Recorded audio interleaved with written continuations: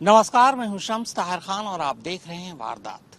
4 साल पहले जैसे, जिस तरह और जिस वजह से पंजाबी सिंगर सिद्धू मूसेवाले की उन्हीं के गांव में गोली मारकर हत्या कर दी गई थी, ठीक वैसे ही हरियाणवी सिंगर अंकित बालियान की उन्हीं के इलाके में गोली मारकर हत्या कर दी गई। 4 शूटरों ने अंकित बालियान पर कुल 18 राउंड गोलियां चलाई। शुरुआती तफ्तीश और सोशल मीडिया पर वायरल एक वीडियो में यह दावा किया गया है कि अंकित बालियान को एक गैंगस्टर के शूट आउट पर गाना गाने की वजह से ही गोली मारी गई।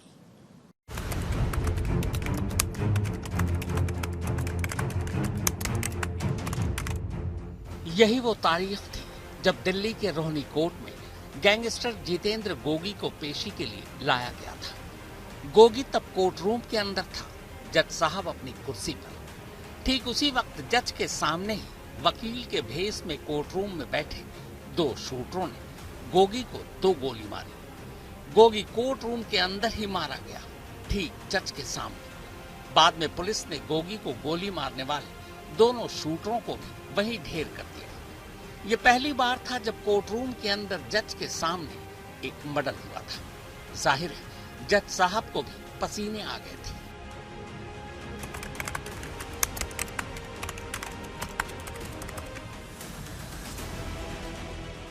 रोहिणी कोर्ट में जज के सामने जिस गैंगस्टर गोगी को गोली मारी गई थी, उसके मर्डर के लगभग 15 महीने बाद हरियाणवी सिंगर अंकित बालियान का एक म्यूजिक एल्बम आता है, जिसका एक गाना तब काफी मशहूर हुआ था। गाने के बोल थे, भरी कोर्ट में गोली मारेंगे मेरी जान, जज के भी आएंगे पसीने। भरी कोर्ट में गोली मारने वाले इस गाने के रिलीज होने के 3.5 साल बाद शामली में इसी मसल स्टूडियो फिटनेस सेंटर के बाहर एक शूट आउट होता है। कुल 18 राउंड गोलियां चलती हैं। 18 राउंड इसलिए क्योंकि शूट आउट के बाद पुलिस ने सड़क से 18 खोखे ही बटोरे थे। इन 18 में से 5 गोलियां उसी अंकित बालियान को मारी गई, जिसने भरी कोर्ट में गोली मारने वाला गाना गाया था। अब आप कहेंगे, गैंगस्टर जितेंद्र गोगी, फिर ये गाना और उसके बाद अंकित बालियान का कत्ल, इन तीनों का आपस में क्या रिश्ता है? तो पूरी कहानी आपके सामने रखूं उससे पहले सोशल मीडिया पर वायरल बस इस एक पोस्ट को पढ़ लीजिए। यह पोस्ट 26 अगस्त को ही अंकित बालियान के मर्डर के बस कुछ देर बाद सोशल मीडिया पर डाला गया था। इसमें लिखा है, सभी भाइयों को राम राम। ये जो आज अंकित बालियान का शामली में मर्डर हुआ है, इसकी पूर्ण जिम्मेदारी मैं भोलू शाहपुरिया सोनीपत से लेता हूँ। यह हमारे दुश्मनों का साथ देता था। हमारे गोगी भाई के साथ हुई घटना पे इसने गाना बनाया था और हमारे दुश्मनों का आपराधिक कामों में साथ देता था। इसका अंजाम इसको मिल गया और जो भी हमारे दुश्मनों का साथ देगा उन सब का यही हाल होगा। ये तो अभी शुरुआत है, सबका नंबर आएगा। Wait and watch. गोगी भाई, फज्जो भाई, गोगी ग्रुप। अब चलिए कहानी की शुरुआत करते हैं। ये शामली में मौजूद मसल स्टूडियो फिटनेस सेंटर यानी जिम है। अंकित बालियान पिछले 1 साल से हर शाम इसी जिम में आया करता था। बुधवार शाम भी करीब 4:15 से 4:30 बजे के दरमियान अंकित जिम आया। अंकित हमेशा अपनी स्कॉर्पियो में जिम आया करता था।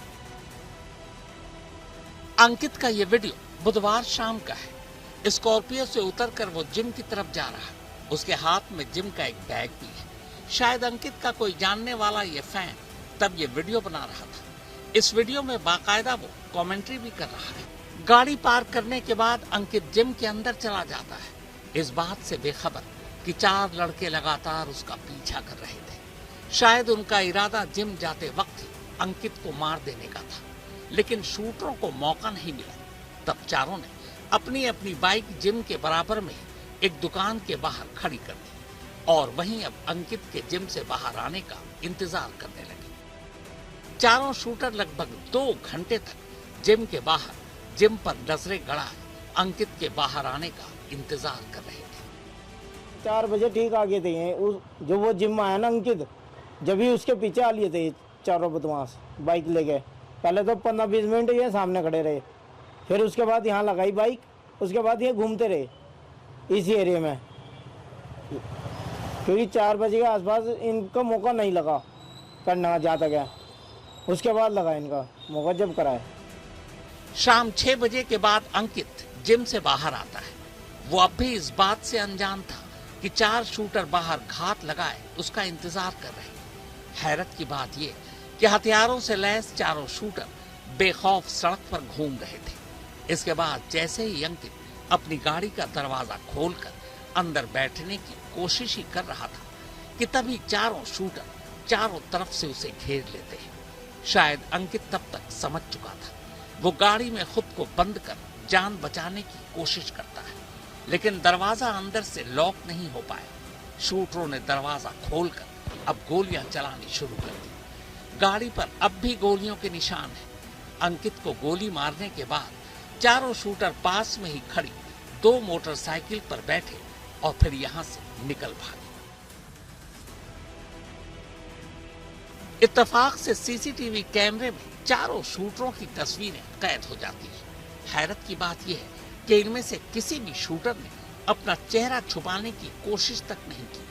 वो चाहते तो बड़े आराम से हेलमेट से ही खुद का चेहरा छुपा सकते थे, पर उन्होंने ऐसा नहीं किया। जिन 2 मोटरसाइकिल पर दोनों सवार थे उसका नंबर प्लेट भी नहीं था। सीसीटीवी कैमरे में कैद ये तस्वीर उन्हीं 4 शूटरों की है।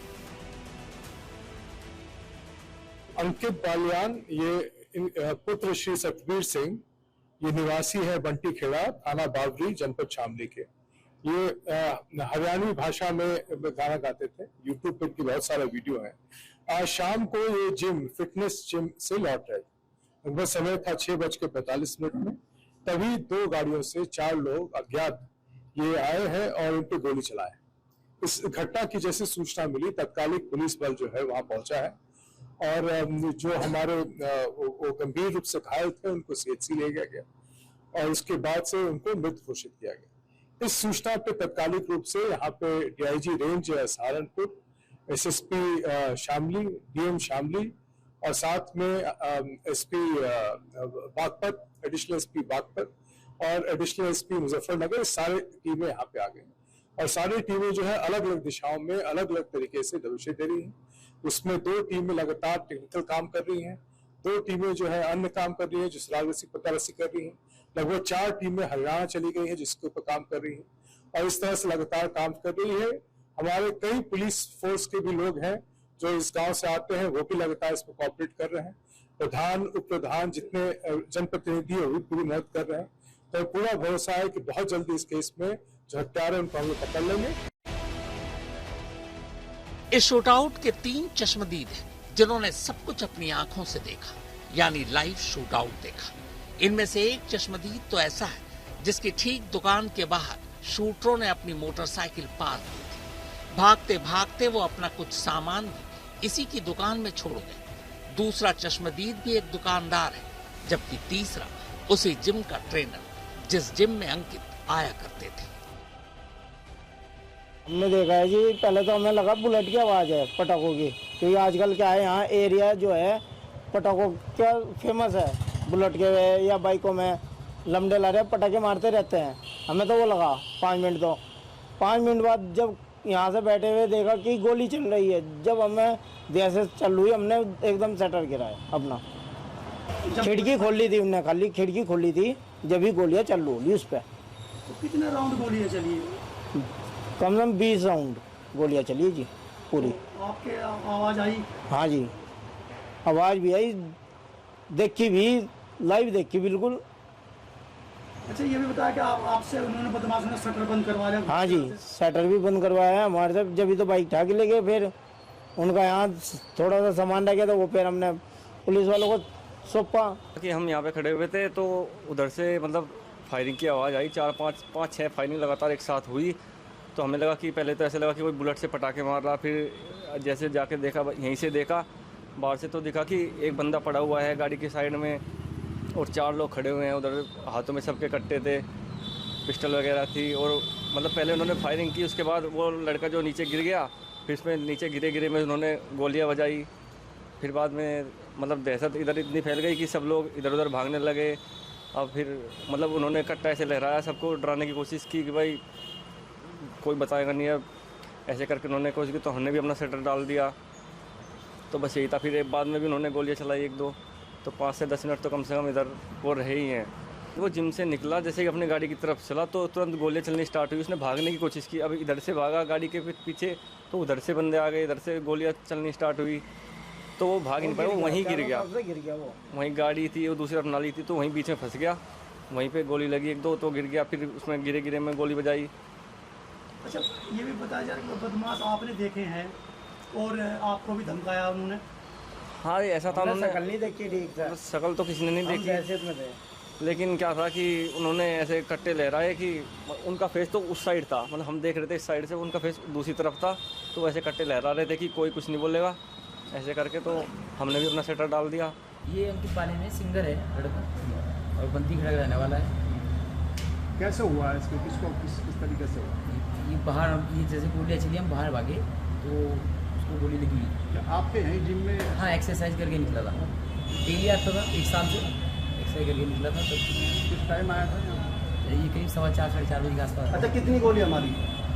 गोली तो काफ़ी चली थी, कम से कम 10-15 राउंड। अच्छा, कितने लोग थे मारने वाले? 4 लोग भागते थे। तो जिंदा है या फिर अभी तो उसमें सांस लेने के गए, उसको हॉस्पिटल लेके जा रही है। तो क्या मतलब जो है ना, मारने वाले कितने मोटरसाइकिल पे थे? पैदल थे, पैदल थे। क्या लेते हाथों में? ऐसे मारे? पिस्टल नहीं दे रहे। बाद में अंकित बालियान को फौरन अस्पताल ले जाया गया। अंकित को कुल 5 गोलियां लगी थी, सिर, पेट और सीने में। हालांकि अस्पताल लाए जाने से पहले ही अंकित शायद मौके पर ही दम तोड़ चुका था। पोस्टमार्टम के बाद अंकित का शव परिवार को सौंप दिया गया। उसकी माँ बहन तड़प रही, कल राखी का त्योहार है, ये बताओ सबकी माँ बहनें कैसे फिर रही? हमारे घर में क्या त्योहार में जो हमारे लड़के के साथ हुआ है ना, वहीं पे वो लड़का लेटा हुआ चाहा, वे जो गोली मार के लड़के का गोली लगी, उसके बाद सीधा पोस्टमार्टम के लिए ले गए उसे। घर पे किसी के पास फोन नहीं, किसी को पता करा हो कि आपके लड़के का ही वो हो गया, क्या हुआ, सीधा पोस्टमार्टम। हम रात भी पुलिस को यही कहते रहे, हमें वे लड़के चाहिए। पुलिस वाले हैं या बदमाश हैं, हमें क्या पता उनका, प्राइवेट कपड़ों में थे वे। चूंकि मामला एक हरियाणवी सिंगर के शूट आउट का है, लिहाजा यूपी पुलिस ने शूटरों को पकड़ने और साजिश की जड़ तक पहुंचने के लिए एक साथ कई टीमें बनाई। लोकल पुलिस के अलावा यूपी एसटीएफ को भी इसमें शामिल किया गया है। हालांकि अंकित का परिवार उसके कातिलों का एनकाउंटर करने की मांग कर रहा है। परिवार इस हत्याकांड को अंजाम देने वालों का एनकाउंटर की मांग कर रहा है। फिलहाल परिजनों ने की मांग पर पुलिस फोर्स हर टीम को लगा दिया गया है, ताकि पता चले कि भाड़े के शूटर आए तो कहां से और कहां चले गए। फिलहाल इस हत्याकांड को तफ्तीश के लिए जहां लोकल पुलिस और मेरठ जोन के एडीजी ने अपनी टीमें लगाई हैं, वहीं दूसरी तरफ यूपी एसटीएफ के मेरठ और नोएडा यूनिट को भी लगाया गया है, जो अपराधियों के कुंडली खंगाल रही है कि भाड़े पर हत्या करने वाले कौन कहां हरियाणा और लॉरेंस बिश्नोई गैंग से कनेक्ट हैं। अब उनके कुंडलियों को खंगाल कर इस हत्याकांड की कड़ियों को जोड़ने की कोशिश की जा रही है। अभी पुलिस और एसटीएफ अंकित मर्डर केस की तफ्तीश ढंग से शुरू ही करती कि तभी अचानक सोशल मीडिया पर एक पोस्ट आता है, जिसमें यह दावा किया जाता है कि अंकित को भोलू शाहपुरिया गैंग ने मारा है, और इसकी वजह एक गाना है जो अंकित बालियान ने गाया था। इस गाने के बोल जिस तरीके के थे, दरअसल वो बोल 2021 में रोहिणी कोट में हुई गैंगस्टर जितेंद्र गोगी की हत्या से हूबहू मिलती जुलती है। शक है कि अंकित बालियान के कत्ल की जिम्मेदारी लेने वाले ये मानते हैं कि अंकित बालियान ने ये गाना जितेंद्र गोगी शूट आउट पर ही लिखा और गाया था। गोगी गैंग द्वारा जो पोस्ट किया गया है, उसमें ऐसा दर्शाया गया है कि अंकित बालियान ने कोई गाना गाया था जो दूसरे गैंग के विरुद्ध था। सोशल मीडिया पोस्ट की ऑथेंटिसिटी की भी जानकारी करने की कोशिश की जा रही है, और जो भी साक्ष्य वहां उपलब्ध हैं, खास करके आसपास सीसीटीवी फुटेजेस, टेक्निकल एविडेंसेस, उनको इकट्ठा किया जा रहा है। यूपी एसटीएफ को भी इस कार्य में लगाया गया है। इस तरह की घटनाएं ये जनरली की जाती हैं अपने गैंग के प्रभाव को बढ़ाने के लिए और नए कार्य क्षेत्रों को बनाने के लिए। यूपी पुलिस ने इसको एक चैलेंज के रूप में लिया है और मुझे पूरी उम्मीद है कि बहुत जल्दी ही हम इस प्रकरण का अनावरण करेंगे। चारों शूटर जिस बाइक पर आए थे उस पर कोई नंबर प्लेट नहीं था। सड़क से जो खाली खोखे मिले हैं उससे साफ पता चलता है कि उनके पास बेहद सोफिस्टिकेटेड वेपन था। यूपी पुलिस और एसटीएफ ये अंदाजा लगा रही है कि शूटरों का ताल्लुक हरियाणा से हो सकता है, क्योंकि गोगी गैंग का कनेक्शन भी हरियाणा से है। इसीलिए पुलिस की 4 टीमें शूटरों की तलाश में हरियाणा में अलग अलग जगहों पर दबिश डाल रही है। हम लोग पास काफी क्लूज आ गए। हमारे यहाँ पे जो एसएसपी साहब हैं उनको बहुत इस पे आइडिया है। वो पहले बागपत में रह चुके हैं, सीएम रह चुके हैं। बहुत सारे हम लोग पास क्लूज आ चुके हैं, लेकिन अभी किसी को सार्वजनिक करना विवेचना के दृष्टिकोण से ठीक नहीं है। बहुत जल्दी इसके बारे में खुलासा करके आप लोगों को पूरी घटनाक्रम के बारे में बताएंगे। यूपी पुलिस का मानना है कि गोगी गैंग के जरिए कुछ नए गैंग यूपी में अपनी जड़ें जमाने की कोशिश कर रहे हैं। ये यूपी पुलिस के लिए चुनौती भी है, लेकिन यूपी पुलिस इस चुनौती का सामना करने के लिए तैयार है। शुरुआती जांच में यह जानकारी मिली है कि 4 शूटर्स थे जो 2 मोटरसाइकिलों से घटना करने के बाद फरार हो गए। घटनास्थल पर लगभग 18 कारतूस के खोखे मिले हैं और ऐसा प्रतीत होता है कि सोफिस्टिकेटेड वेपन्स का इस्तेमाल किया गया है। इसकी जिम्मेदारी सोशल मीडिया पर भोलू शाहपुरिया द्वारा ली गई है, जो अपने आप को गोगी गैंग का मेंबर बताता है।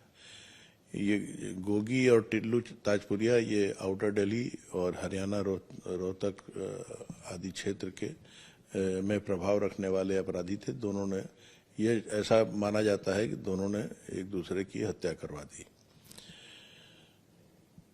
इन गैंग्स का प्रभाव अभी तक यूपी में नहीं रहा है और ना ही कोई ऐसा नोन थ्रेट था अंकित बालियान पर।